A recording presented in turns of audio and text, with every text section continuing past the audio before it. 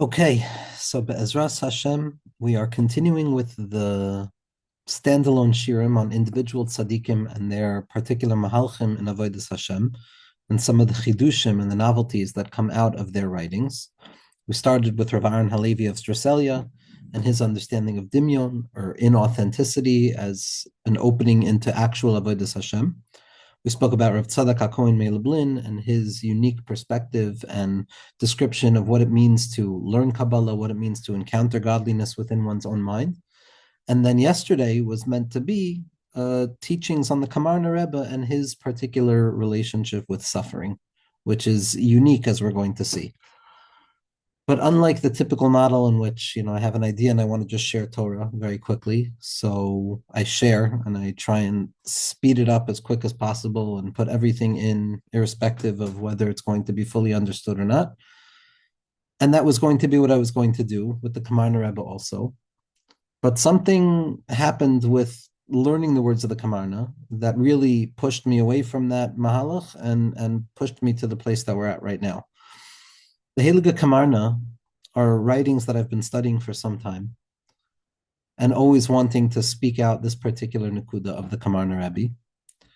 But in studying the Makoros and in re-looking at those places that are underlined from years ago, it became fundamentally clear to me that I had never even begun to look at the words that the Komarno Rebbe was writing.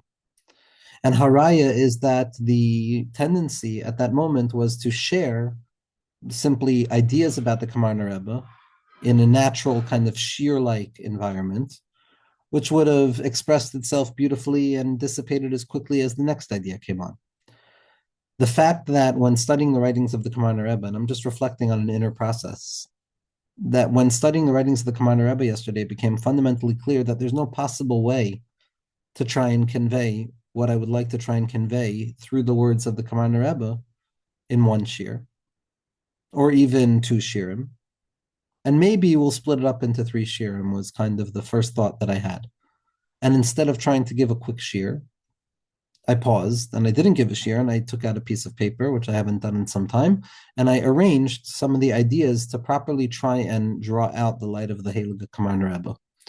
And so today is the beginning of an attempt to put into words that first shlav of what I would like to try and share from the Heilige Komarno Rebbe. And Be'ezras Hashem should give me the strength to be a kli ra'oi, to bring down the words and to point out certain frequencies or points that coalesce together from within the writings of this tzaddik that will give us the first shlav of what we can try and learn from the light of the Komarno Rebbe. The three shirim, the three-part series, is going to be split up in accordance with the three-part breakdown of all things, which is past, present, and future, that which was, that which is, and that which will be, point of origin, space of process, and point of destination. And in spite of the fact that that's a typical breakdown and a way to arrange shirim in general, it makes even more sense when it comes to this Heilige Tzaddik. Because when it comes to this Heilige Tzaddik, there is a self-referentiality, there is a self-awareness that is already splitting its own self into three places. The Komarno Rebbe saw himself as composing or comprising three elements of his neshama that were all revelatory of the same thing. And so these three shirim are going to try and reflect on these three elements of the Komarno Rebbe. And it's going to give us a full shape of an arc of one particular point of origin, process, and point of destination, which will, without a doubt, by simply reading the words and knowing that this tzaddik exists, have a beneficial impact on the individual life of each and every individual who hears the words. The words of the Komarno Rebbe are medicine on a level that is not to be believed. The Heilige Komarno, Rav Yitzchak, Eizik, Yehuda, Yechiel, Safrin of Komarno, the Baal HaZohar Chai, the Baal HaHeichel Bracha, the Baal Nesiv Mitzvah, the Baal Notzar Chesed, his commentaries on Mishnayos, his commentaries on Torah Sakahanim, the Likutim, the Biurim, the Kuntresim, the expansivity and sheer vastness of the light that the Komarno Rebbe gave us is when I say nearly too much to handle. I mean, in the sense that when you're learning one sefer from the Komar Rebbe, it could be one page from the Komar Rebbe, it could be a paragraph from the Komar Rebbe, it could be a sentence from the Komar Rebbe. The self, the neshama of our time period is so awoken with a sense of relevancy. And wow, I'm being heard for the first time, and thoughts that I myself process as a human being at the end of history are being revealed to me in such a beautiful way, in such a potent way, in such a powerful way from a tzaddik like the Komarno Rebbe, that it's almost undeniable for the individual to come to any conclusion other than the fact that the Torah of the Baal Shem Tov was for me. Each and every person at the point in which they find themselves when reading the words of the tzaddikim, a tzaddik like the Komarno Rebbe, it's fundamentally clear that the words of Hasidus, that the words of Pnimiyas HaTorah, that the Arizal, that the Zohar HaKadosh, that the Torah of Moshe itself has not yet found its final destination, which is ultimately the stuckness of our own particular souls at this particular moment in history, in this particular day, hour, minute, second in which I find myself. And when a person reads the words of the Komar Rebbe, they come to see that, this is the medicine. This is the medicine, the only medicine that can possibly help a person move through the thicket of what it means to be at the end of history is the medicine that is given to us by the tzaddikim, and a particular potency of medicine that is conveyed through the miraculous pen and neshama of this tzaddik, or of Yitzchak, Eizik, Yehuda, Yechiel, Safran of Komarno. Now the Komarno Rebbe, when we look at where he comes from and we look at the path of orientation upon which this tzaddik took shape, we're going to gain some insight into the chiddush, into the main novelty of the Komarno Rebbe, which is Emunah and how to live with Emunah and where Emunah is fully actualized. But before running into the teachings of Emunah, which will be the Hova element of this shir, meaning the second installment, first, we're going to look at where it comes from, the Haya, that which was. Where does this tzaddik come from? On a revealed level, based on the writings that we have, based on the self-referentiality that we have from this tzaddik, based on the history of this tzaddik, where does he come from? And obviously, a point of origin is not simply a historical moment in which something begins, but rather it is reflective of the very essence of that thing that is being revealed. Each and every generation gets the tzaddik that they need. Each and every neshama gets the tzaddik that they need. And therefore, the way in which this tzaddik's Torah is revealed is reflective of the very essence of what the tzaddik is coming to say. And so we're going to look today at some of the background, writ large. It's not going to be biographical necessarily. It's going to be more of a spiritual biography. And then we're going to be able to look at a number of the hakdamos that the Komarno Rebbe wrote to his many svarim, where he spends a lot of time referencing his own inner life, something that will become much clearer in the next year, and should all make a lot of sense in the context of people who have learned about Rabbi Nachman, that Rabbi Nachman's self-referentiality is very similar to the Komarno Rebbe's, and the Komarno Rebbe's is very similar to Rabbi Nachman, to the degree that the Komarno doesn't quote Rabbi Nachman, as the Rebbe Shlita points out, because the Komarno Rebbe on a certain level is the Sefer HaNisraf of Rabbi Nachman, that Rabbi Nachman wrote a book and burnt it. And that burnt book was so lofty that it couldn't be revealed in the world. What we received is Likutei Maran, but the Sefer HaNisraf, that burnt book, which represents the unity at the heart of all things and how every teaching is really a yichud and a way of connecting to HaKadosh Baruch Hu from the low place that I'm at and drawing myself up to the highest place imaginable. That's the yichudim within Likutei Maran. That's the Sefer HaNisraf. That's the burnt book. So the Rebbe Shlita wanted to point out that it's the Komarno Rebbe who is the actualization of that burnt book, that the smoke that ascended up high as a result of the burning of that book that Rabbi Nachman wrote drew down a neshama like the Komarno Rebbe, to the degree that the year that the book was burnt was the year that the Komarno Rebbe was born. And we see that the Komarno Rebbe's yard site is on Netzach Shebenetzach of Sfiras HaOmer, and the Inyan of Rabbi Nachman is Netzachti V'Anatzeach. So a lot of this dynamic of this orientation towards the self and its origin, and allowing the self to feel its struggle, only to then come to a place of sweetening that struggle by way of realizing that the person themselves is the vessel for the Shekhinah, which then brings us to the highest level, which is Malchus Agenuza Baradla. So the Komarno Rebbe and Rabbi Nachman operate in the same universe. But nevertheless, we're going to spend some time trying to understand why is it that a tzaddik like the Komar Rebbe, Rav Yitzchak, Eizik, Yehuda, Yechiel, Safran of Komarno, why is it that he's spending so much time telling us about how much of a hard time he has? What's important for knowing about this tzaddik struggle? And from there, we're going to move forward, Be'ezras Hashem, to enter along a path of Nesivim Mitzvaysecha, of to move ever so slightly into the world of the Komar Rebbe.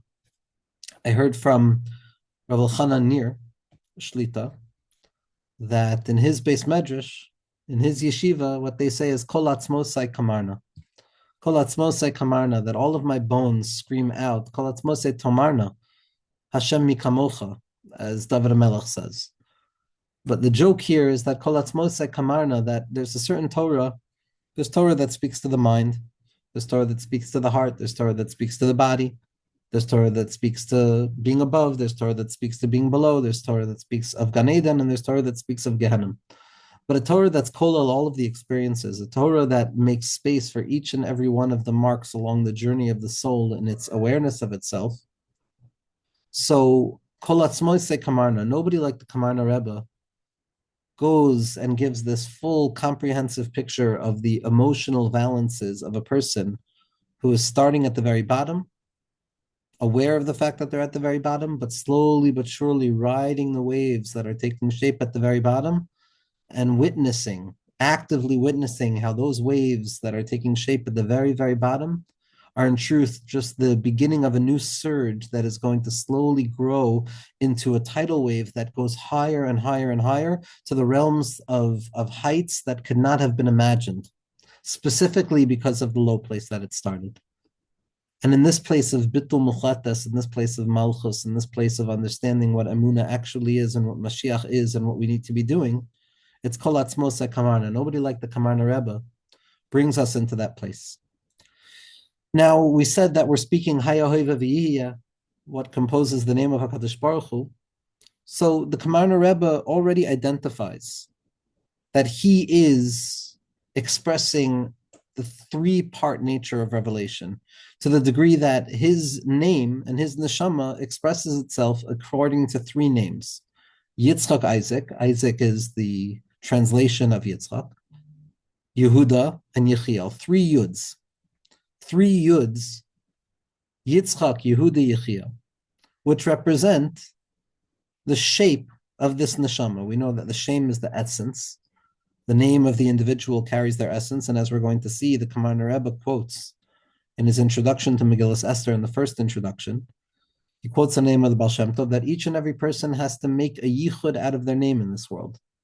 Each and every person has to understand their name, the God-given gift that comes down through Abba Ve'ima by way of Ruach HaKodesh, that imposes upon the neshama its DNA of spiritual capacity, one's own individual story, one's own individual subjectivity in this world, the proper name, and to transform that name into a yichud, to come and find HaKadosh Baruch Hu's names in that yichud, to come to hear the story that my name is telling me. And the names of the tzaddikim, like Rabbi Meir teaches us, that Rabbi Meir was boidek b'shem, he would search out the names, and he was able to see the shayrish hadvarim within the name itself. And the Komar Rebbe, in this element of Yitzchak, Eizik, Yehuda, Yechiel, the three Yuds, so we see that it represents Yud, Yud, and Yud, beginning, middle, and end.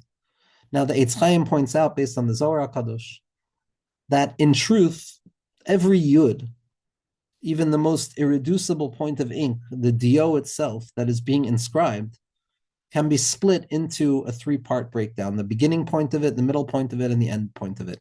And even though it only looks like an infinitesimal point that cannot be divided, because it contains itself within itself. Nevertheless, microscopically, when we break that yud open into the composite parts that form it, we come to find the shirish of the yud, the yud itself, and the extension of the yud. So those three yudin are already expressed within a singular yud itself.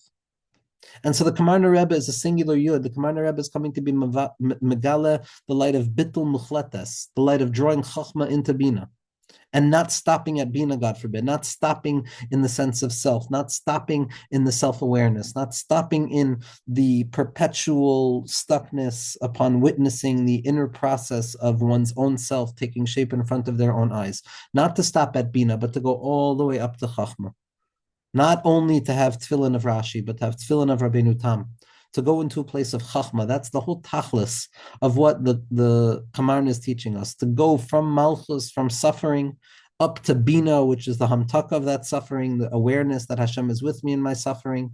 But then from that place to go back to a place that's even higher than suffering itself, a place where all suffering and all senses of suffering, and no matter how limited or small that level of suffering might be, it does not have to be a lot. The first teaching in the Siv Mitzvasecha is on the famous teaching in Shas that says, Ad hechan tachlis yisurin. What is the irreducible amount of yisurin that a person has to feel in order to be considered as one who suffers in this world? And the Komarno expresses fundamentally that it need to be even the slightest deviation away from my expectation. I put my hand into my pocket expecting 100 and I find 99. That's enough to be considered someone who suffers. Because Zok Komarno, when I realize that everything that doesn't go the way that I wanted to go in this world is a fundamental revelation of a Kadosh Baruch Hu in my life, and that there's nothing that's taking place by way of randomness, and that the Hashkacha Pratis perspective of the Baal Shem Tov is true, that there's absolutely nothing in this world that is by chance, and there's absolutely nothing in this world that is not a reflection of the infinite light of HaKadosh Baruch Hu, the alufa shel olam, the greatness of HaKadosh Baruch Hu's infinitude that is coming down to meet me exactly where I am in this moment right here. There is nothing random. And when a person comes to that awareness, then any amount of Yisurin is enough to keep me focused on the goal, which is coming to realize that Hashem runs everything. So the Yisurin that the Komar Rebbe is going to be talking about, while he speaks about it in a grandiose way because he was a tzaddik yesod olam, nevertheless for us it can be abstracted to just mean even the slightest semblance of an awareness of discomfort in this world is enough to be considered a Bal Yisurin. And for the Komar Rebbe, we're going to see it's not enough to take those Yisurin and to be mamtik them in their shorish of bina. A person has to be moiser nefesh to go into chachma, to live from the perspective of tzimtzum eino kipshuto. Tzimtzum eino kipshuto. That all of existence is just a levush, a garment that enables the human mind to come to a place of realizing that tzimtzum eino kipshuto, that HaKadosh Baruch Hu chvaydo va'atzmai kavyachol is present everywhere, in everything, at every moment. Before creation, after creation, during creation, everything is fundamentally saturated by the infinite light of HaKadosh Baruch Hu, and everything that appears to be outside of that is simply the remarkable expression called Shechina, called Malchus, called the individual subjective story of each and every soul through the harrowing journeys that it goes through, from above, down below, into the particularized experiences that it goes through, and all of the stations and the 42 journeys that each and every soul goes through.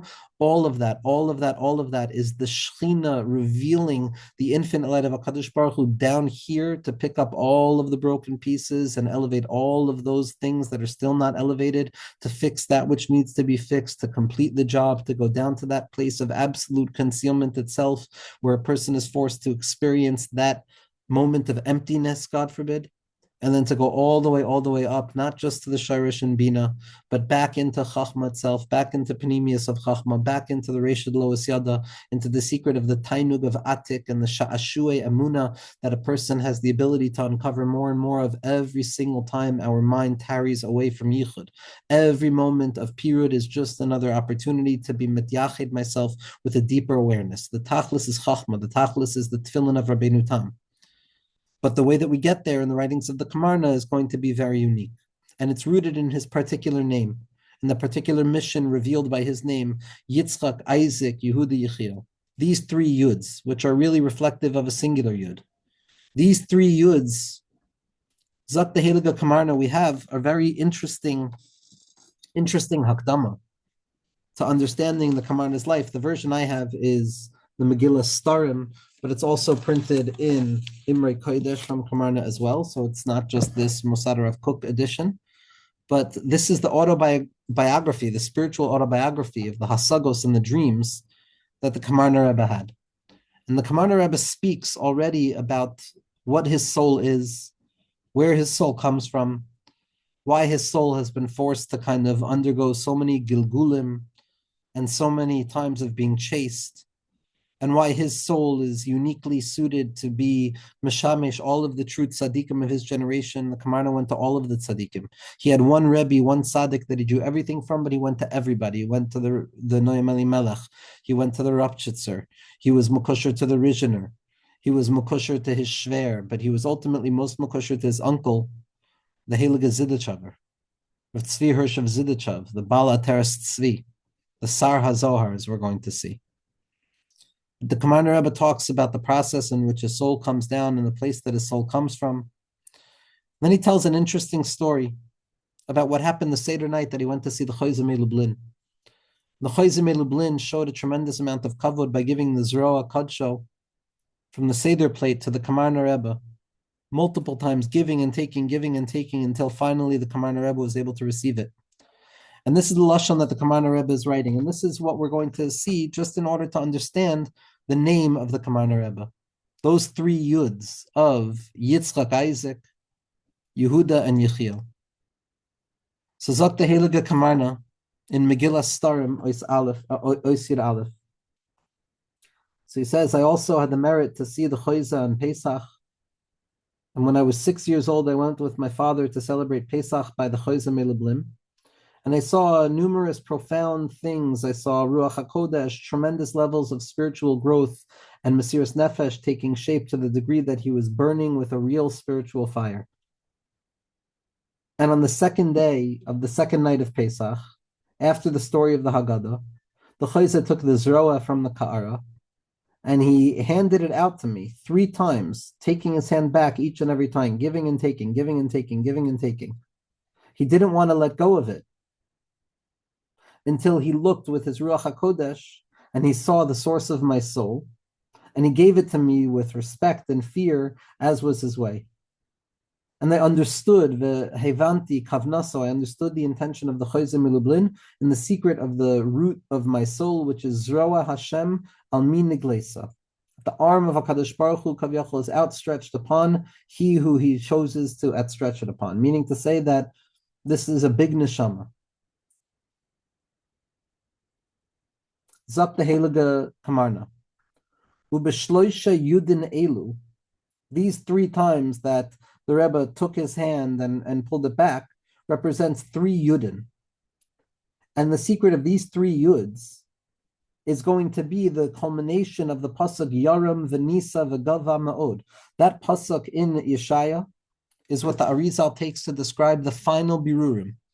The final birurim of the nitzotzos of Noiga, the unrefined, unclarified aspects of selfhood and egoism and stuckness and all of the things that we feel, the lack of belief in self, the lack of dveikus etzem, the lack of tainug and sha'ashuei Emunah, the lack of yira and ahava, all of them are stuck. They're stuck at the very, very bottom of the klipa itself, in the place that Amalek continues to have an achiza on. And it's those birurim ha'achronim that rest in the legs of Olam ha'asiyah. That's going to be the place that the Raglei Adam Kadmon are going to be niskaled. Those birurim themselves are ultimately going to be revealed to be the fullest revelation of the presence of HaKadosh Baruch Hu in the world. When HaKadosh Baruch Hu Kavyachol reveals his legs on Har HaZeitim, it's those lowest elements, the tachton shabbatachton, those yud spheros that are stuck within the birurim that are stuck within Klipas Noga itself. It's going to be elevated and revealed, and all concealment is going to be removed. That's where these 3 Yudin are coming from. The Inan says, the Komar Rebbe, Yevarechacha, Ya'er, and Yisa, the 3 Lashonos of Birchas Kohanim, of drawing down the lights of Keser. Those are the 3 Yuds of Yitzchak, Eizik, Yehuda, and Yechiel, of Yevarechacha, Ya'er, V'Yisa, of drawing down blessing from above, of allowing that blessing to be illuminated, and then allowing that blessing to be carried beyond itself. Kemevura Etzleinu B'Drushim, as we understand, that those 3 Yuds represent the mind of air, or the air of the mind, that place of Keser and Chesed, from which everything is drawn. The life of life is drawn from that place. And it enables unity, and that's the place where my neshama comes from, where my nefesh comes from. Yitzchak, Yehuda, Yechiel. Yitzchak, Yehuda, Yechiel, Yevarechacha, Ya'er, and Yisa, these 3 Yuds. V'yeresh zarecha, shar oiva, v'hadros p'nei zakein yira Elokim. And Vayaresh Zarecha, meaning I received the Zara. What's that Zara? It's to overcome the enemies. The Komar Rebbe's Avodah was to overcome the enemies of lowliness of spirit, of shiflus that keeps a person in atzvus, God forbid, of a yeyush. His job was to come to break us out of that place. That pasuk is the gematria Yitzchak Yehuda Yechiel. I come from the shirish of Benayahu, Rav Himnuna Saba Ubeno, like we discussed, in the Saba de Mishpatim, that place of hiddenness and concealment. And that's my shayrash. He says something very interesting. He says that my uncle, my teacher, the Ateres Tzvi, he's from the shayrash of Rav Chaim Vital, and I'm from the shayrash of the Arizal. Back then, the Arizal was teaching Rav Chaim Vital. I'm sorry. I'm the Arizal, says the Komarno, and my uncle is Rav Chaim Vital. Back then, the Arizal was teaching Rav Chaim Vital, and now Rav Chaim Vital is teaching the Arizal. So it's almost like this maila of the Talmud over the Rav, that the thing that appears to be lower and the struggle is in fact going to be shown through the teachings of this tzaddik, that it's the struggle itself that's going to be the place of the Iker Limud, that the Talmud is going to teach the Rebbe. Rav Chaim Vital, the Ateres Tzvi, is going to be teaching the Arizal, which was the Komarno. And we see an immense amount of self-referentiality and awareness, and an awareness of self, and an awareness of origin of self, that influences and is going to continue to influence the Komar Rebbe and his Torah. In order to understand beyond the Shorish Neshama of the Komar Rebbe and the Yichud that we're going to see in his shame, in his name, we also have to understand where he comes from. That already as a young child, the Komar Rebbe was fluent in the writings of the Arizal, Shas, Poiskim, Tanakh, the Arizal, the writings of the Baal Shem Tov HaKadosh. And he was already a Baal Ruach HaKodesh. He was already experiencing Hasaga that his uncle took away from him very quickly because he said it's going to affect you in your Avodas Hashem. But why is it, what led the Komar Rebbe to be raised ultimately spiritually by his uncle? Because the Komar Rebbe had a father. And the Komar Rebbe's father was a tzaddik as big, if not bigger, than Rav Tzvi Zidichov. The tzaddik's father, the Komar Rebbe's father, Rav Eizik Misafrin. Rav Eizik Misafrin, who was the Komar Rebbe's father, did not live a long life. To the degree that he traveled at a young age, when the Komar Rebbe was 12, to go visit and spend Shabbos by the Yismach Moshe in Uel. And the Komar Rebbe writes that he begged and he begged and he begged from his father not to go. He begged and he begged and he begged from his father not to go. When I was 12 years old, my father decided to travel to Hungary, and I cried for 7 days and 7 nights, and I nearly lost my mind. I begged of him not to go. I begged of him not to go, for I saw that he would not return. And he would answer me, Kach gazra chachmasi yisparach. This is the way. This is what Hashem wants. And he gave me direction in my life, and he told me what I needed to do. And then on the 21st day of Av, in the town of Uhul, he was nifter after visiting the Yismach Moshe. And from then on, I was raised by my uncle, the Ateres Tzvi. Now, the way that the Komar Rebbe talks about the Ateres Tzvi of Zidichov is a frightening language. It's a language, I believe that he says that he wasn't lacking from all of the dargos that the Baal Shem Tov HaKadosh had, and that there was not a single tnua in his life that was not with a yichud, meaning to say there was no point of deviation away from contemplating the fact that all of existence is a reflection of HaKadosh Baruch Hu's infinite light, and that all of the thisness and the realness and all of the attachments are ultimately nothing but the revelation of HaKadosh Baruch Hu's infinitude, which needs to be elevated, brought back up to its source, so that we can find pleasure in Emunah. The Ateres Tzvi was the Sar Hazor. The Ateres Tzvi wanted the entire Welt to be learning Pnimiyas HaTorah. And the reason we're talking about the Ateres Tzvi is because without the Ateres Tzvi, we don't have an understanding of who the Komarno was. The Komar Rebbe has stated numerous times that he drew everything from the Ateres Tzvi. Now, the Ateres Tzvi, without going into his teachings, although the Sefer Tzur Me'ara V'asei Tov as a hakdama to entering into the limud of Pnimiyas HaTorah is fundamental, and the Ateres Tzvi is a fundamental commentary on the Zohar HaKadosh, and the Beis Yisrael and the Torahs and the Beis Yisrael and the Parsha are remarkable, and his commentary on Pri Etz Chaim and all of the writings that he's written, the Igeres HaPurim, are all fundamental. The most important nakuda that I want to focus on with the Ataras Tzvi is a famous story that we know from the Ataras Tzvi. And it's a story that took place between the Ataras Tzvi and the Ktsois HaChoshen. The Ataras Tzvi had a wonderful relationship with the Goinim of the time because he was a Goin B'fnei Atzmo. The tzaddikim of Komarno and Zidichav, they were able to reveal Torah on a level of Niglos HaTorah that was unmatched and unparalleled. So they had the full respect of every base medrash to the degree that they cross boundaries, meaning the Leshem Shua V'Chaloma, for example, does not quote Chasidus, and that's for another time. We spoke about that in the Shirim on the Leshem. But the Leshem does quote in two places from the Zohar Chai and from the Or Einayim of the Damesak Eliezer, who is the son of the Komarno. Now, how could it be, if the Leshem was not quoting Chasidus, that he should quote the Zohar Chai? The truth of the matter is that the Zohar Chai was such a light that it was seen by those who didn't agree necessarily with the light of Hasidus, that it was a perfectly valid light of Kabbalah itself. It was the light of the unity between Hasidus and Kabbalah.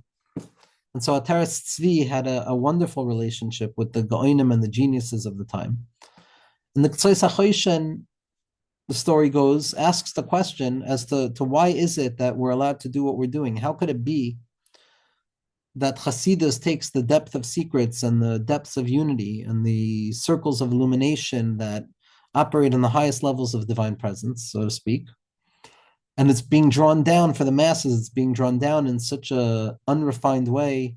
And this was an issue that many people had in many different ways. But what gave permission? What gave permission for Pnimiyas HaTorah to be revealed? Why was the Arizal being studied now? Why was the Zidichaver, like the Komarno, begging for children to be learning the Zohar HaKadosh and the writings of the Arizal? That 7-year-olds themselves should be fluent in these writings.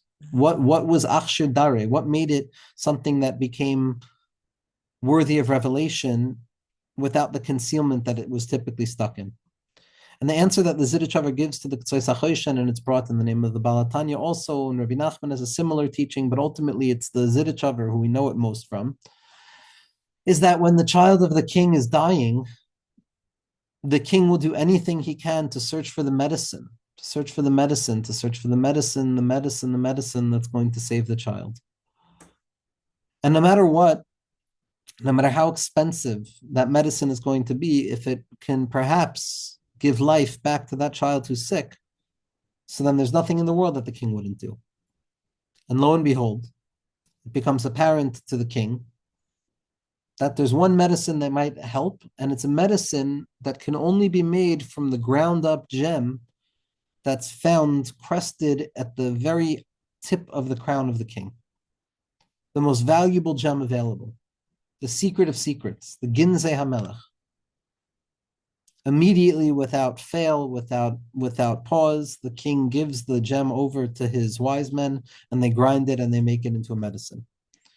When it comes to saving Nishmas Yisrael, when it comes to saving Klal Yisrael, when it comes to giving Klal Yisrael the medicine that they need to live in a world of Olam HaAsiyah, in a world of Malchus the Malchus that's yored into the Klipa, that's yored into a Choshech, a Kaful Mechupel, and it falls into a Hastara Shebetoch Hastara, and all of the languages of concealment that we're going to encounter in this world, then at that point, for the sake of the survival of the son, for the sake of the awakening of Nishmas Yisrael, there is nothing that is too precious that it cannot be utilized to heal Klal Yisrael. Even the deepest gems of Pnimiyas HaTorah, the secrets of Torah, all of those get crushed up and ground up in order to feed life back to Klal Yisrael. That's the reason, says the Zidichaver, that the Torah is being revealed now.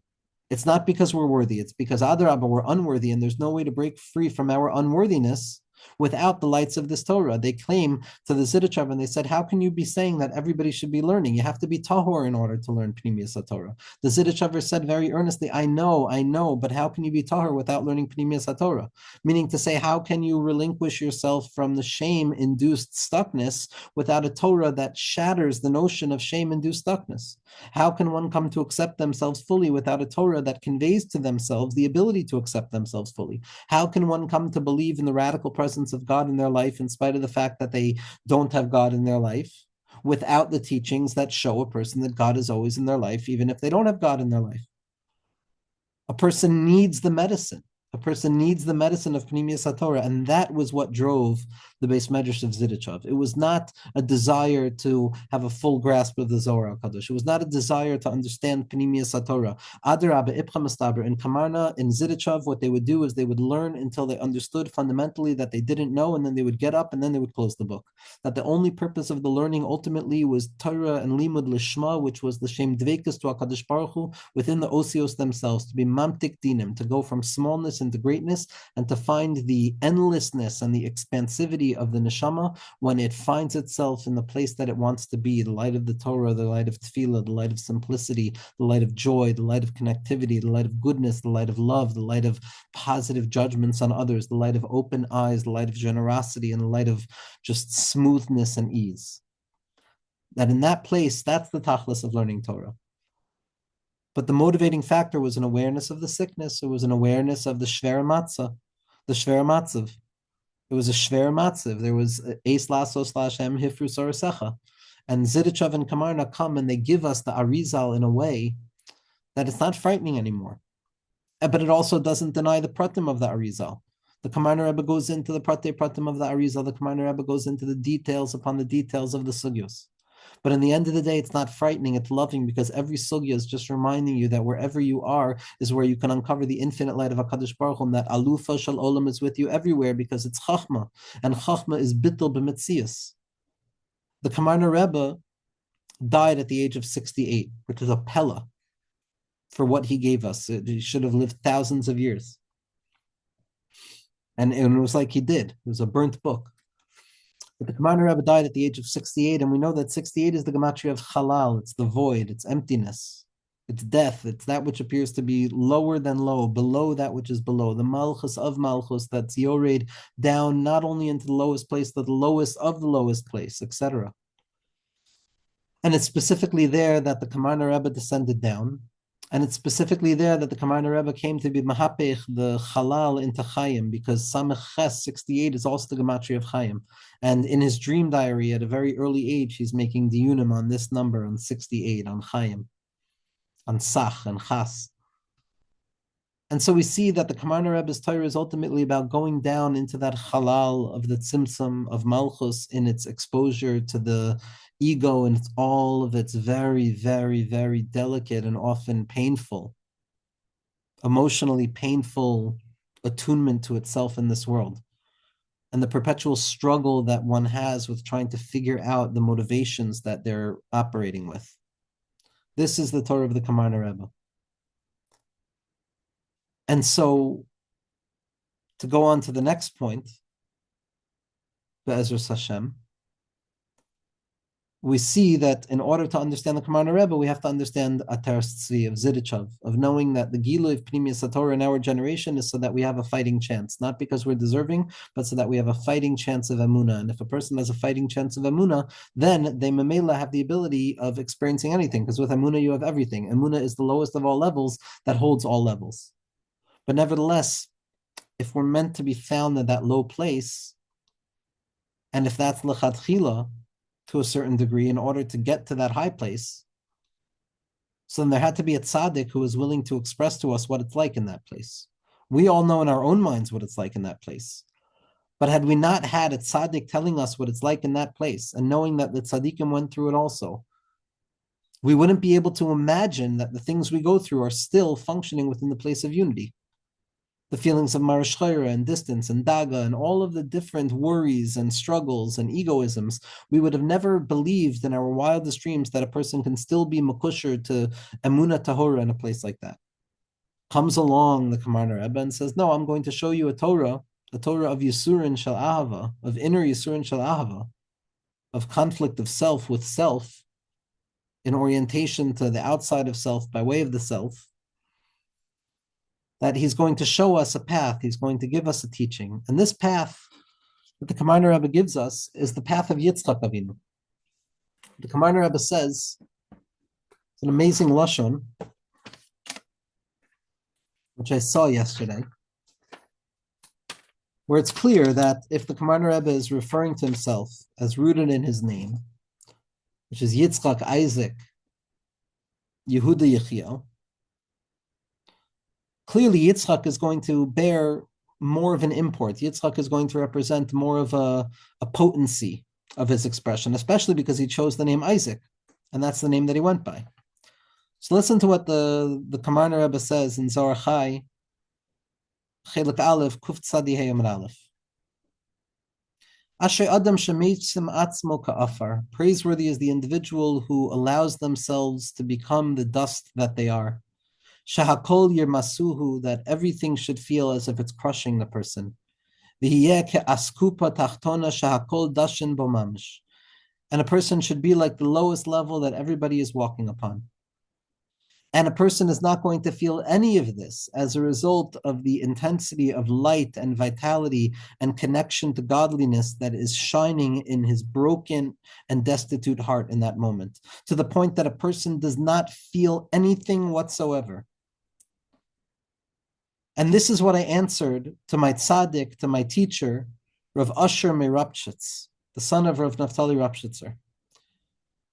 That when the Rishayim, when all of the redifos and the struggles, and they were chasing me, as a result of jealousy and wickedness and the nature of my soul that needed to be chased, I was silent the whole time, and it was almost as if I didn't feel anything whatsoever from the result of that pain.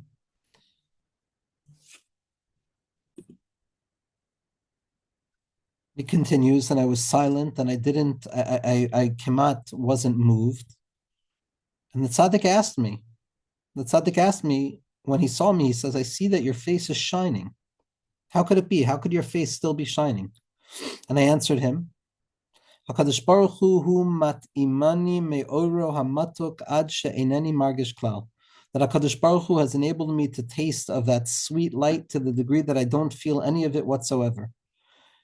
What does the chattering of impure birds have to do with me? It doesn't affect me. And in truth, these individuals who have been chasing me, as a result of them, I have merited to come to an even higher place in Torah. As we're going to see for the Komarno, it's specifically the ability to overcome that struggle and that suffering, and to be in it, and to draw the light of God into it, and to reveal that the light of God is always there. That's not only a necessary reality, but that's the greatest way in which the Torah is revealed. It gave me so much. It gave me so many levels. And listen to this lashon: V'hayali lahoil harbe be'inyanim madregos kedushas shemi Yitzchak. These struggles, these redifos that I experienced in my life, they gave me the ability to really develop new levels of understanding the holiness of my name, Yitzchak. V'nishmasi Yitzchak, and my soul is Yitzchak. Uba'ati lahai alma shvela laha'ir einei chashechem, and I came down into this world, this lowly world, to illuminate darkened eyes, meaning that halal itself. La'orer lev Yisrael shel yimadu b'Zohar HaKadosh, to awaken people to learn the Zohar and to learn the writings of the Arizal, the same way that the angel, my Rebbe, taught me in the path of Rav Yisrael Baal Shem Tov HaKadosh. And after that, va'achar kol zeh boiche u'mevache shemayim va'aretz imi. Shemayim and Aretz are crying with me. And I came to a place that as a result of suffering so much and feeling ve'ein biyochalti lavo l'tachlis hatov lefi hamelech b'nekuda mupshat, that I'm not going to be able to come to the face of the king by way of that abstracted, simple place of unity. Ella al yedei shesavalti kol kach b'ha'alma. Alma. The only reason I was able to get in there was because of that suffering and that tolerance and that patience that I went through. Until this day, ad hayom min ha'chalisha sadas. Even today, I'm with the chalisha sadas, says the Komarno. Ubehiskashrus belev emes im kol Yisrael. And the simultaneous attachment in my heart to every one of the neshamos of Nishmas Yisrael. For in truth, and the truth of truth, ani garua upachot mekol hashvelim sheba'olam. I am lower than all of the lowly ones in this world. But by connecting myself with deep love through my broken and destitute heart, that has been broken into many, many pieces, l'kama shvarim avad v'ne'evad, it's lost and it will be lost. Yishma'at koach lichanis. I have a little bit of koach to enter in. And so we see that he identified with the name Yitzchak, that the secret of Yitzchak.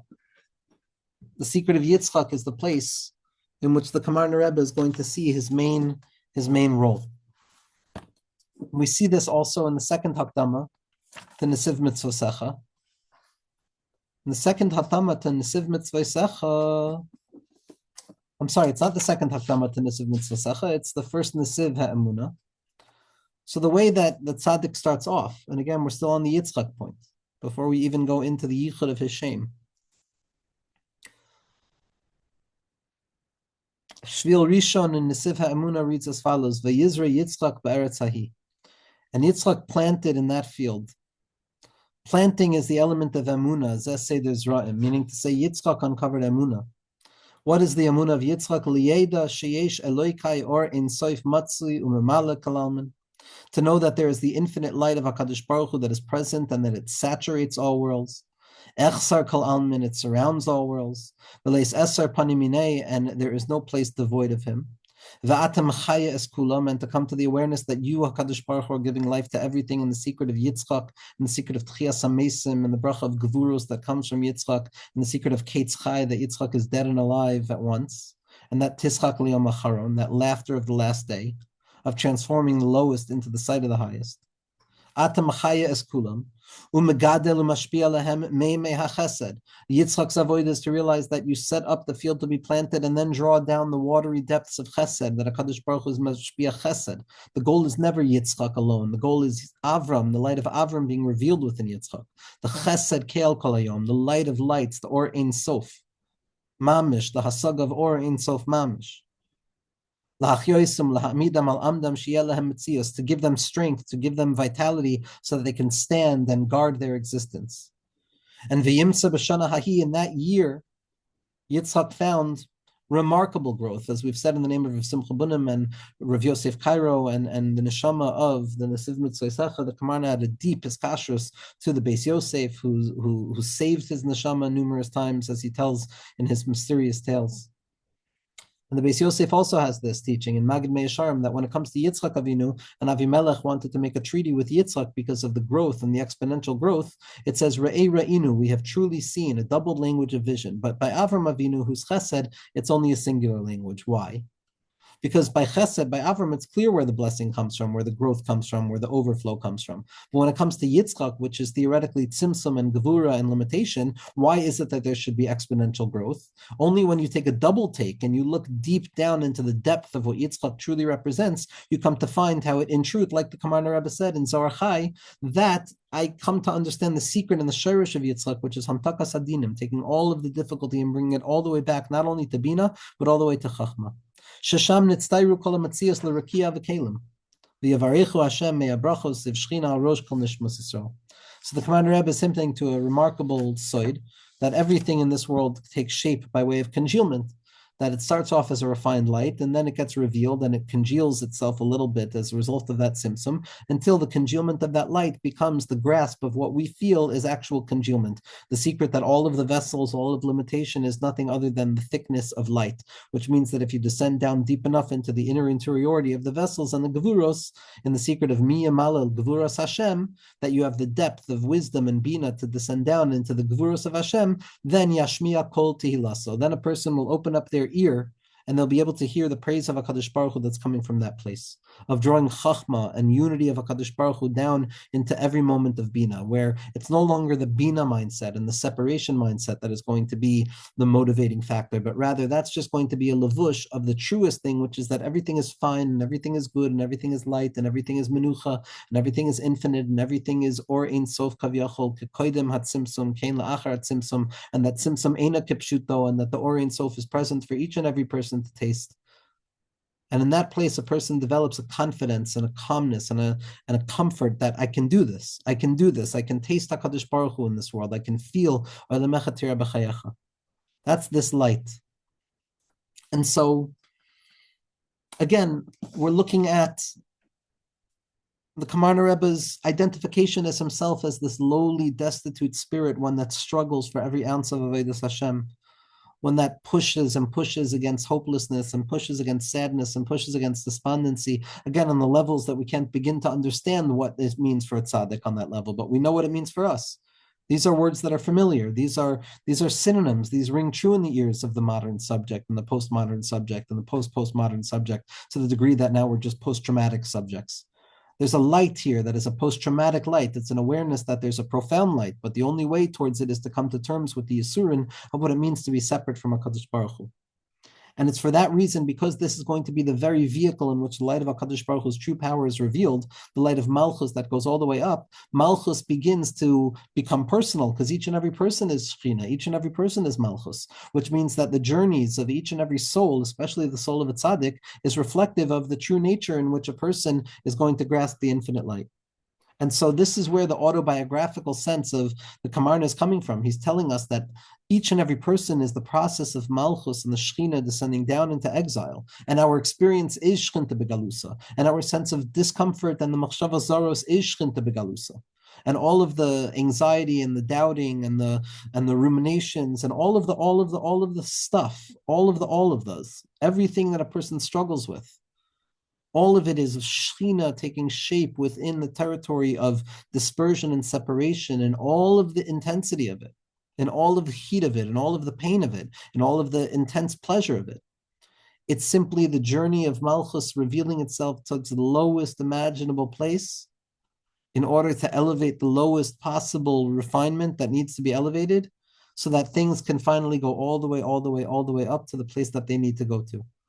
The Klal Gadol is that the lowest rectifications cannot take place in any way other than with the highest light. That Malchus of Malchus can only be refined through the highest light of Keser.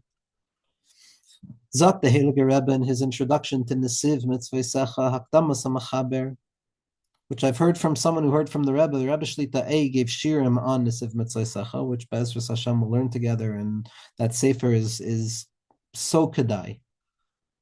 Printed in Tafshin Ayin Aleph of Yama Chachma, and then printed again alone as a standalone sefer of a yichud between Oitzros Chaim and of the Arizal and Nesiv Mitzvah Secha, where you're seeing Mamish, the Baal Shem Tov, and the Arizal unifying together to reveal how you need both Kabbalah and Hasidus, and you have to be holding in both in order to properly understand the benefit of what Kabbalah is teaching and the secret of the Rashash. And the Rebbe also said to somebody when they were leaving Eretz Yisrael, how can I remain connected to the tzaddik as I leave Eretz Yisrael? And the answer was, learn Nesiv Mitzvah Secha. Now, I've heard the answer many times be, learn the Torah of the tzaddik that a person wants to be connected to. But the answer of how do you connect to him as the tzaddik, Rav Yitzchak Meyer Morgenstern as a tzaddik, is by learning Nesiv Mitzvah Secha. And that when the Rebbe came to the Komarno's kever, for the first time, the story goes that he was zoiche to see the Komar Rebbe. And the Komar Rebbe said, "Nu, I've been waiting for you. This light of Yitzchak. Sharashi Yitzchak v'nishmasi Yitzchak." Zok the Heilige Komar Rebbe in Nesiv Mitzvah Secha, the Hakdamas HaMachaber. Amar Hamar v'hanibsa hashafel. Says the bittered one, says the lowly one, the dispirited one. Emes me'eretz titzmach, truth stems forth from the ground. V'shafalti me'eretz, and I'm lower than the ground. Cherpas adam ubazay am, garin hanefsad v'hanirkav. I'm the shame of an individual, and I'm unworthy. Rooting his words in Psukei Tanakh, a seed that is lost and decaying. But it's specifically from there, Umimeni titzmach zera kodesh lezora b'orachayim. But nevertheless, and specifically from there is where the birth of life and the light of life is going to emerge. Lahaliv levavis Yisrael l'toru la'avoda b'chachma hapnimius mesuka b'dvash v'neifes tzof. To awaken and inflame the hearts of Klal Yisrael towards Torah and Avodah by way of the inner teachings of Torah that is as sweet as honey and its honeycomb. Me'iras einayim and meshivas nefesh. Illuminating to the eyes of vision and restorative to the soul. Chamuda genuza, a hidden treasure. Matok ha'or le'inayim v'tov, a sweetness of light for the eyes that is good. For the nefesh, lezachacha laha'ira b'midos tovos yisheros, to be a mensch, to have good midos, to not get angry, to not be jealous, to not have taiva, to overcome taiva, to be mevatel and gashmias, to live with delayed gratification, to delay anger. Litoim tam or haganus, to taste the taste of the hidden light. Olam haba ba'olam haza, olam echater b'chayecha, olam haba ba'olam haza. Through the teachings of the Zohar and the Tikkunim and the Raya Mahemna, how to ascend up and to come back down with the fullness of heart, without deficiency, with the flaming loves of intensity, to learn Eitz Chaim and Pri Eitz Chaim and the Kisvei Arizal and Likutei Torah and Zohar Rakia and Shar Yechudim and Gilgulei Neshamos, and to be careful with what we shouldn't be learning, and not to get too caught up in the intellectualization of it all, v'chule, v'chule. Again, very interesting sugyos about the neshama of the Ramchal and the Komarno, and why Komarno didn't say to learn Ramchal, because Ramchal and Komarno are ultimately coming from the same makom. And the Komarno adds, and he says, why is everything being revealed right now? It's there to illuminate ourselves and to illuminate our spirits, to cleanse us of all of the filth, of all of the temptations, of all of the tendency towards negativity, to give us a taste of that hidden, refined light, that purified light, that taste of the world to come, to remove all of the thorns and the negative character traits, the arrogance and the overcoming of the other, and all of the other negative things that take place when a person just doesn't take care of themselves. Kina, jealousy, hatred, love of the wrong things. All of this gets fixed and is refined through the illumination of Pnimiyus HaTorah, by way of learning the sweet wisdom that's sweet as honey, with the intention of simply grasping its light, to create a unification between HaKadosh Baruch Hu above and HaKadosh Baruch Hu's expression below, in its full expression. And the Baal Shem Tov, he says that as a result of his shiflus, and he didn't even believe in his avodah enough. If the Baal Shem Tov HaKadosh believed in his avodah, he would have been able to fix everything. And therefore our avodah is to believe, and believe in our avodah over and over, to believe that it's coming from this low place. To have emunah, emunah, emunah. Be'emes, and in truth, it's appropriate for an individual to daven to HaKadosh Baruch Hu on everything. V'im lepa'amim miskaber hatzar, but let's say a person is in so much pain, umargish behergish gadol hayisurin, and I feel the pain of not being where I need to be, of not being okay for whatever reason. V'efshar lahapshit atzmo lispal avor hashlina, and I can't remove myself from that pain. Yitpalel be'emes al atzmo shemargish al tzaro shemargish v'lo yeh dover shkarim chalila. Talk to HaKadosh Baruch Hu from the pain itself. The pain itself, that constriction, that distance, is the very site in which the greatness is going to grow. That's the place of the dinim of Yitzchak. Shafal me'aretz. For in truth, the full tzaddik is tested over and over with being chased and with being pushed. Ki be'emes tzaddik gamur shenitnatz harbe yiridos v'yisurin. A true tzaddik is tested over and over and over with all of the descents and all of the struggles. 1,000 times they taste the taste of death. And they stand in each and every situation stronger each and every time with a joyful heart, without feeling any of the yisurim and the impoverishment and the lowliness of spirit, as a result of the great taste of the light of the Shekhinah that shines upon the individual, the light of the future in the present moment. A light that is perpetually shining by way of mitzvos, by way of tefillin, to expand the mind, not to allow the Yetzer Hara to drag us down, to uncover the possibility of dveikos, to realize that we ourselves have the ability of connecting to God. That's the hakdama. That's the hakdama to Nesiv Mitzvah. He continues and he says in his hakdama to Noitzer Chesed, his biur on Avos, Amar Hamar Hashafel v'Hanibza Afar v'Efer Shetachas Kapois Raglei HaTzadikim. Says the embittered, low one, embarrassed, dust under the feet of the tzaddikim. I have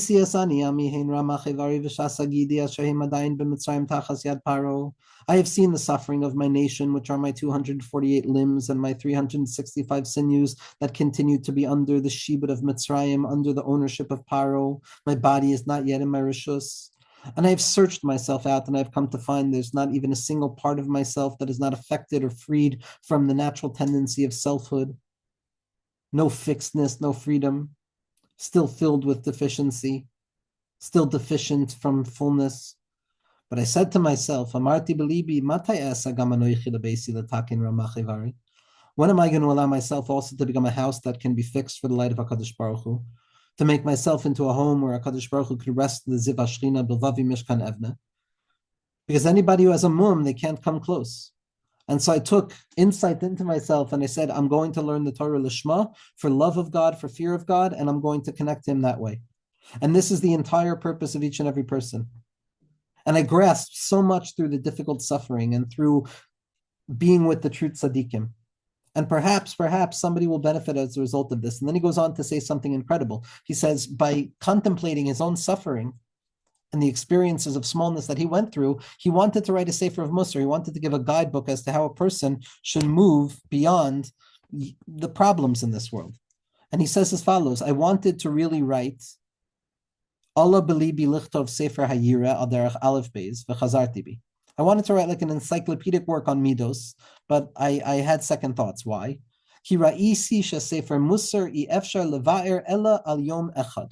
ובכל יום נסחדשן מויכן חדשים ושכל חדש. ואולי זה שיזדמן לידו חיבורו עדיין אינו בן יומה ויזק לו הדבר מתוקם.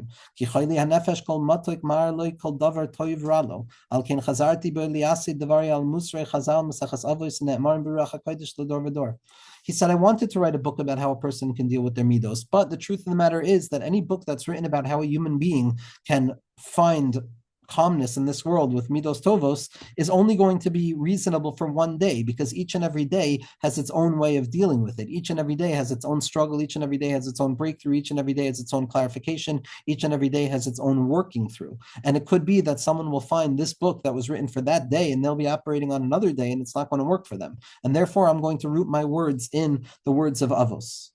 I'm going to root my words in the words of Avos. So again, we see this deep awareness of a smallness of spirit, so to speak.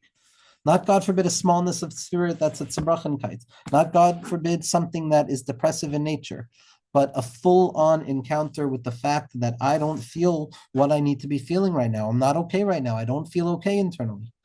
And in that place, when a person feels that yisurin of I don't feel okay internally, that's enough for a person to want to figure out what the issue is. And at that point, the person runs all the way up to chachma. Person is mamtik the dinim. They learn the secret of what the Ataras Tzvi was teaching. This self-awareness that the Komarno was feeling, this lowliness of spirit, this bittul muchletas in relationship to the infinite light of HaKadosh Baruch Hu, it wasn't a momentary thing that he needed to get over in order to move beyond. Adarabba, it was a perpetual state that is perpetually expressing itself over and over and over, because it's all relative. The tsar that this tzaddik is describing would be the highest level of Gan Eden for us. And so there's going to always be a level of a tsar that precedes the geula that comes afterwards. And it's what creates the natural fact that every person, even the biggest tzaddik, is a human being. And that's sometimes the biggest giloy that the tzaddik could be megala, that they're a human being. That the biggest klipa in the world was taking a yid and saying that it could be perfect, Rahman al-Itzlan, God forbid. And the tikkun of all of the tzaddikim, the Rebbe says, is to reveal over and over that no human being is perfect. And in a very famous, powerful teaching, the Komarno says this, and it's brought down in Parshas Bereshis, in Zohar Chai, and it's also brought down in numerous places in the biographical writings. The Kfar Amar Li Moiri v'Rebbe HaKadosh. Again, a teaching that I received from my teacher, my holy teacher, the Ataras Tzvi.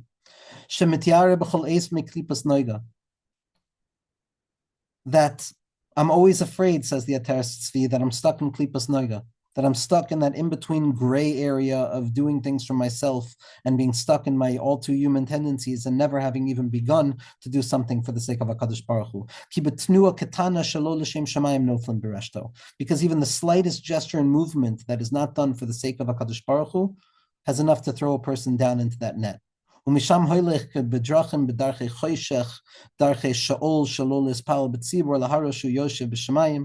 a person, God forbids, fall into, again, in that time, what the Komarno was picking up on was the desire for people to make themselves seem holy in their eyes or in the eyes of the world, Rahman al-Itzlan. That is not necessarily the nisayon now, but each and every person can translate this nisayon into their own mind, what that darkness leads them to. It's a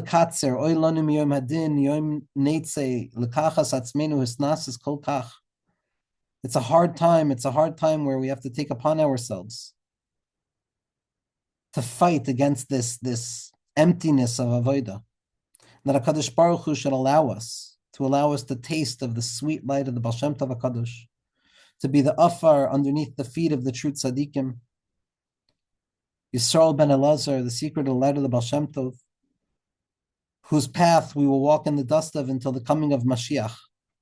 Me and the children that I've retrieved from the mouth of the Samach Mem.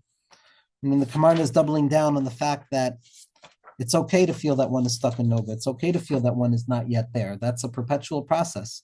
And when he said this to his uncle, the Ataras Tzvi, he said, I'm worried that I'm stuck in Klipas Noga. The Ataras Tzvi didn't say, don't worry, you'll get over it. The Ataras Tzvi said, my son, every single day, even now, it's like that. It will always be like that. A person is always in a process of aliyah and yurida, aliyah and yurida, aliyah and yurida, aliyah and yurida, aliyah and yurida. Because it's all a perpetual going up, going up, going up, going up. The Siddur Chaver says every day a person is going to have to worry. Every day a person is going to have to worry whether they're in that place, in that stuck place. And there's another famous teaching from the Heilige Komarno where he quotes from the Baal Shem Tov HaKadosh. Quotes from the Baal Shem Tov, and he says explicitly, V'amaran HaKadosh harivash tov. This is in Maisa Oirig, his commentary on the Mishnayos. The shvere ich, you want to know what's so terrible, what's so shver about being a human being? Yesh ba'olam sheshomea Torah. There's someone in the world who can hear Torah. Lo mipi malach v'lo mipi saraf. Not from an angel, not from Eliyahu, but from the mouth of HaKadosh Baruch Hu himself. U'mityare b'chol rega shelo yipolo oso l'nukva d'toim rabba. But at the same moment, that person has to be fundamentally aware of the fact that they have to be worried about not being cast out down into the abysmal depths of concealment. It's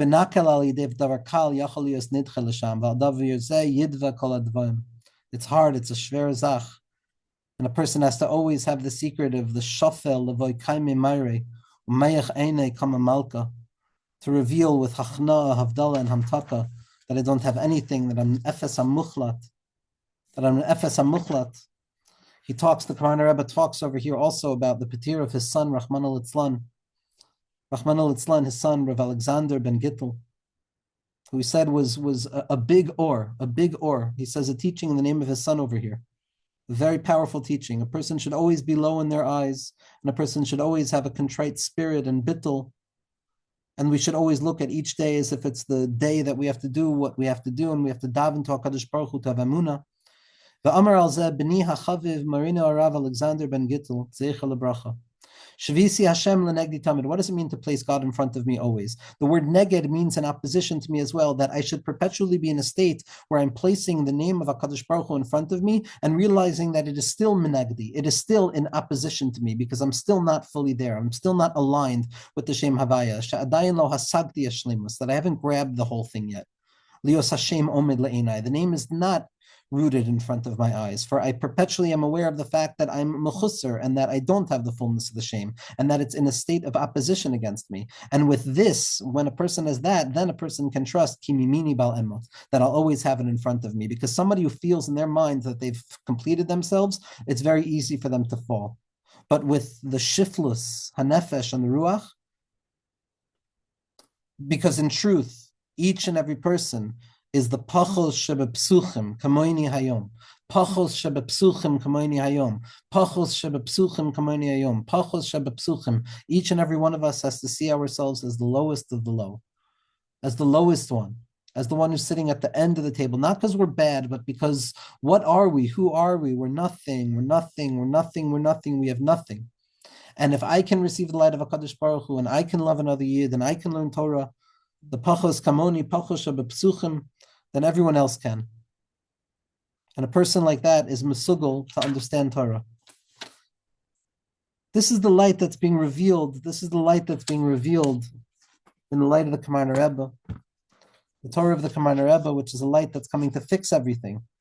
Not only to make us aware of the struggle, but also, as he writes in the Zohar Chaim Parsha Shmos, that each and every day the light of redemption is coming closer and growing stronger, to the point that even the small one in Yisrael nowadays can grasp an illumination of import so significant that they can experience Klois Nefesh. They could experience the expiration of the soul in connecting to HaKadosh Baruch Hu.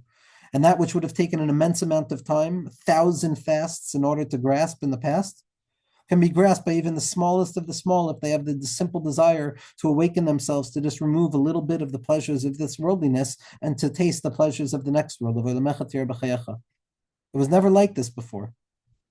And this is true and clear for all of those who truly yearn for God in their hearts, who tolerate all of the embarrassment and all of the struggle, and they allow themselves to be destroyed over and over and over and over again.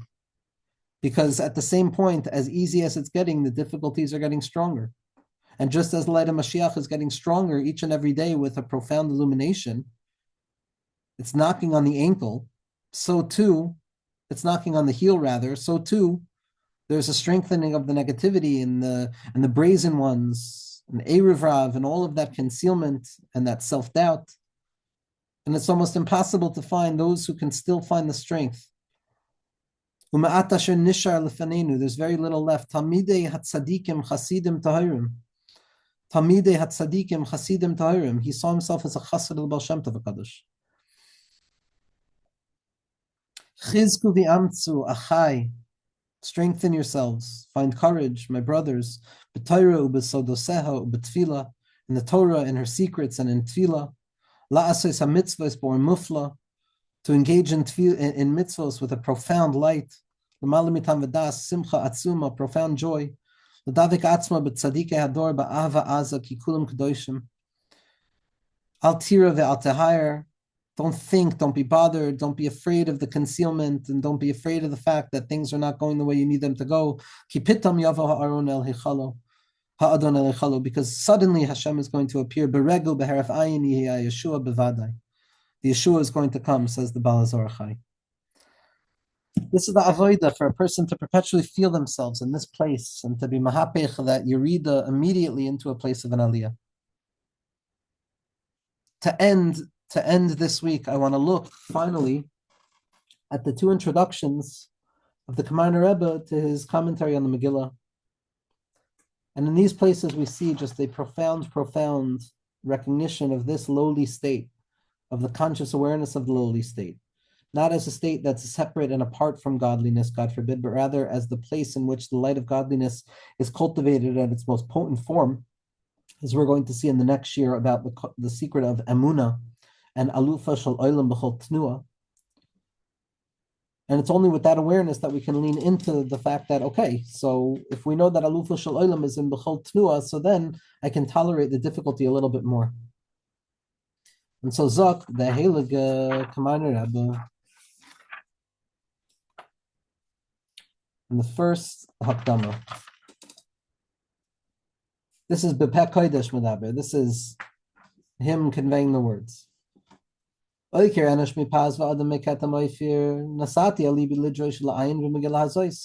arose within my heart the desire to understand the depth of this Megillah that was written in Ruach HaKodesh, and it holds the secrets of all secrets and profound names and hints to the names of HaKadosh Baruch Hu. And it's all there to erase the name of Amalek from the hearts of Bnei Yisrael, and that they should have a unified heart for HaKadosh Baruch Hu. And therefore, based on the introductions of the Arizal, I've explained this Megillah in terms of its elevated and transcendent shape. I've discussed the Indian of Haman, above and below, according to the way that I see fit.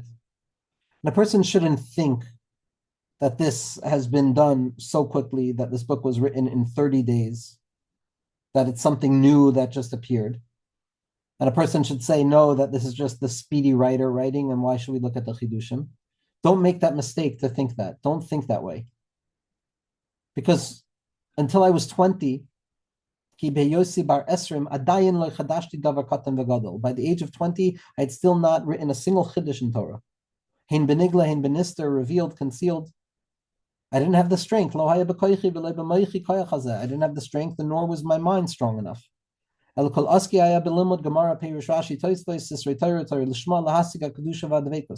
I wanted was to live a life of dvekus, to learn Torah, l'shma, to connect myself to you, HaKadosh Baruch Hu, b'ha'ara nifla, b'tam me'en olam haba, to taste olam haba. But I spent some time by my uncle, Shamashti as Admor Doidi Rabbeinu Tzvi HaKadosh, with a deep love, at a profound level of bittul, with a profound level of fear, like the malachim that serve HaKadosh Baruch Hu, Kavyochol. Till I became the apple of his eye, and he gave me that smicha that I needed. He took me by my hand, and he made me swear, he swore rather, by his beard itself, that he will not leave this world until I, says the Komar Rebbe, am left as a kli, as a vessel that is going to be filled with all sorts of light, and that's going to illuminate the world with a wondrous light. That Svi says, I'm not going to leave you without this. I didn't have any grasp whatsoever. But as a result of the strength that my Rebbe gave me, my Moiri Rebbe, my Moiri V'Daidi, he opened up the Makoros for me, and he allowed my soul to illuminate itself. And with every single thing I encountered, I sobbed like a spring that was flung forth to HaKadosh Baruch Hu, that I shouldn't be pushed away from the light of his face, that I should be able to grasp a true grasp that is clarified. And I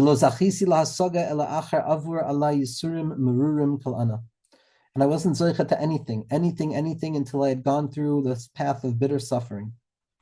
1,000 tastes of death did I taste, until the lights of the secrets of Torah were opened up for me. With the help of my Rebbe and numerous neshamos that came to me, I've been able to write everything that I wanted to write. And he continues and he says, and you should know that my Rebbe, the Atar Svi, came to me once at the Suda of Shabbos. And he says, did you know, my son Eizik, that until I was 40 years old, I still had not cleansed myself of the fear and the terror that maybe I'm stuck in Klipas Noga, as we just saw from a different Makor? And he saw that my face became frightened. And he looked at me and he said, Malacha b'ni, hari b'chol sha'a, gam ke'es hayom, ani mityareu mitpached mizah klipa adaka, shukasha mikol akashas. He says, don't be so surprised, my son. In this moment, in this hour, right now, I'm still afraid. And this is also what I received from all of the teachers and my holy father-in-law, Marina Rav Avram Mordechai Mepinshov, and from the tzaddikim, the talmidim of the Magid HaKadosh, the Heiliger of Naftali of Rapshitz. And I also saw this by Rav Avram Yeshua Heschel Mezhebush, all of these holy tzaddikim who I merited to receive from, drawing down the light of the Heiliger of Eli Melech Melezhensk or Shiva Sayamin, how to protect oneself from this klipa, this sense of selfhood. And I received from them mouth to mouth a number of ways of dealing with this. How to have a heart that's broken into 1,000 pieces in front of God, but at the very same point that it should be filled with a light and a joy, and with an ascendant form of wisdom, and with a holiness and with a purity that enables a person to come to the highest levels of nothingness and to be protected from all of this. And for my entire life, since I remember, all of the difficulty and the struggles and the impoverishment and the feelings of death that I've tasted and the weakening of my mind, I've accepted all of it with joy. I've experienced it all with joy. And I've been protected from this klipa. That I should have a purified heart that's broken in front of HaKadosh Baruch Hu to taste the light of Gan Eden, the light of above, the light of Mashiach. This is what enables me. This is what enables me to stand in this world. To save my soul.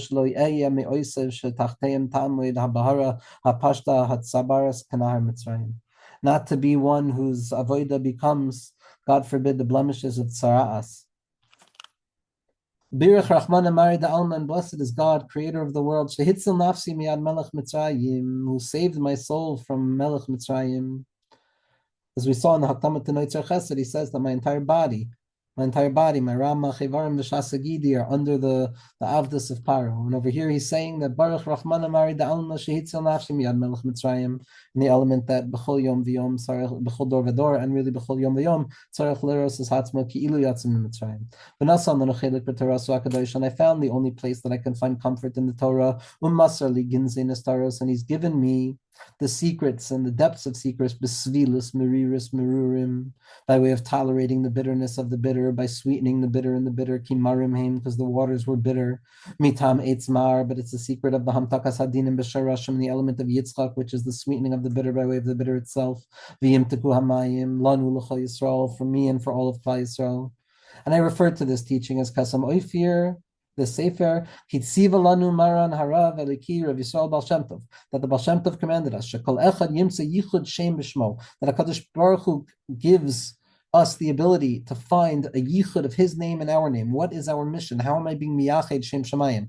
That's beklaliyut. Bepratiyut, also a person's name should have misparim to them. A person should find the gematrios. And he says, Zeh yichud shmi, this is the name of my name, Rav Yitzchak, Eizik, Yehuda, Yechiel, but without the Eizik, Yitzchak, Yehuda, Yechiel, those three Yuds, the beginning, the middle, and the end, is Absag Ma Ben. It's the partsufim of Chachma Bina, Zar Anpin and Malchus, and Adnus Pashat, which is 65, which is the secret of Malchus that descends down into the lowest place, perhaps, that's receiving all the lights from above. V'hu Mispar Shemi Yitzchak Yehudi Yechiel. That's the first Hakdama. That's the first Hakdama. Devarim Neflaim. Second Hakdama is one of my favorite teachings, and with this is going to be the last teaching for this year today. Zok the Heilige Komar Rebbe. With regards to the question that is asked regarding the fact that the name of God is not written in this Megillah, why is it? Such a holy book, such a holy day, why shouldn't the Shem Havaya be found in it? All that exists is the Shem Havaya. Zok the Heilige Komarno, because the essential revelation of this profound light of Mordechai HaTzadik, the Or of Yesod the Abba, of Chachma coming down into the lowest place and revealing absolute bittul even in the lowest places, specifically in the lowest places, the path of the Yesod, the Abba, that's Merachim, that Rachamim Rabim, that comes from above down below. It specifically takes place in a time of slumber and the surgical separation between that infantile bond of dependency between Adam and Chava, specifically in the Dormita, in the exile and the bitterness of the exile, that this light of Purim can be revealed. And the element of the benefit of light that comes out of darkness itself, as is known, and listen to this line. Ki kama pa'amim adam bitsar v'cheshkus v'atzvus v'hastaras panim. There are a number of times where a person is going to be in pain, in a state of darkness, in a state of sadness, and in a state of feeling distant and far from the face of God. Ad kim'at shehu avud v'ne'avad be'enei atzmo. To the point that it's as if the person is lost within themselves. That's a very delicate lashon, because ain't nobody messing with us but us. Kematshu avud v'ne'evad be'enei atzmo. Uma'amin be'emunah shlema, but a person has the deep faith, she'alufa shel olam b'chol tnua, that the light of HaKadosh Baruch Hu is there in everything.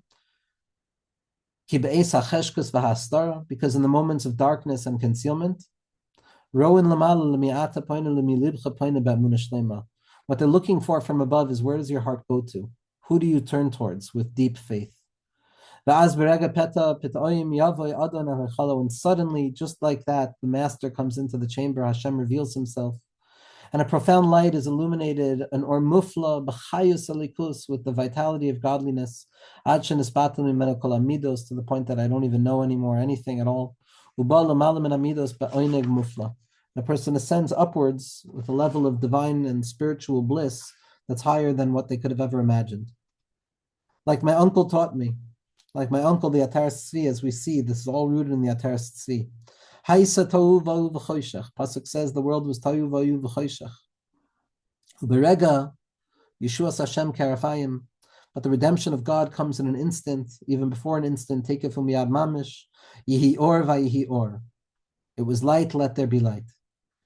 And he also said to me that all of the difficulty and all of the negativity that he has suffered in this world, all of it was on Erev Shabbos.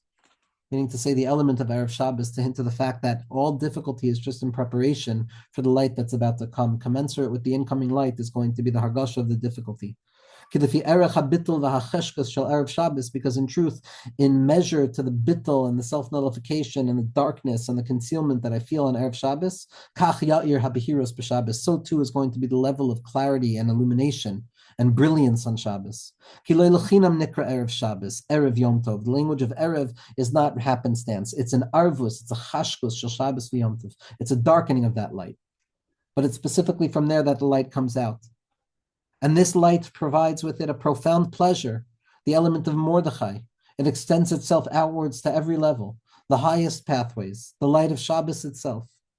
But in the moments when things return to a time where everything is fine, and it's panim al panim, and there's no concealment, so then we have a principle that tainug tamidi eno tainug. There's no connectivity there. That's not the place where the connection is going to take place. The nace of Purim is that even in that time, even in that time, that light is still going to be there. And the Komarno ends with the famous teaching that Megillah Esther can be read la pachas v'la yoter. It can be started on Yin Aleph and not past Tesvav. And ultimately, the days in which the Megillah can be read are as follows. The main place in which the Megillah is going to be revealed is from the 11th until the 15th of Adar, Bechina Shem Adnus, meaning to say you take 11, 12, 13, 14, 15, and you come to 65, which is the name of Din, which are the days that the Megillah can be read. Lo pachos v'lo yoter, meaning to say not the 10th and not the 16th, only the 11th to the 15th. The 11th to the 15th gives us 65, the place of Din. The 10th and the 16th would give us 26, the Shem Havaya, which is Chesed.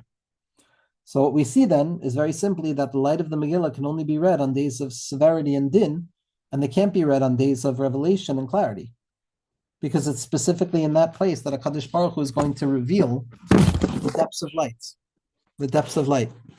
Be'ezras Hashem, we will continue with the Torah of the Komar Rebbe, hopefully sooner than mid next week, but we'll continue. But for now, we'll live with these Akdamos, Be'ezras Hashem.